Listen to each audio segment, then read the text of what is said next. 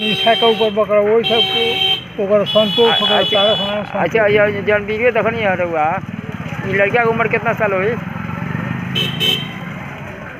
कितना साल है लड़का के उम्र अभी लाड़े जानते हैं कितना साल हो गया तू ही देखत रह हमी के अब हमी के तू ही देखत रह कहाँ से पतो आयल बिया घर में अब देखत रह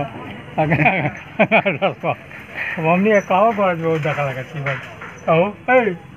ओ देखला से कौन फायदा बा तारा फायदा बा लइकनिया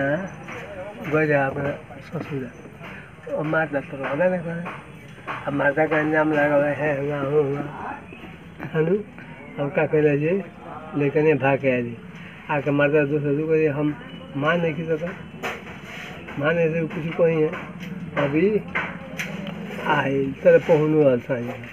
पर का हो तू हैं करवा आज पूछी हम का कर देबे करे ते मारता के गधा बनाते गलती कर दो रुक जो और का करे दो मत से बिया को ले भागल दी ये कर सुनो निशा ऐसा चीज बा जो तू बताओ मदरिया कैसन बा रहला है इस्लाम कैसन रहला पहले हम लोग ए उ सरवा कैसन रहला उ कैसन बा निशन बा।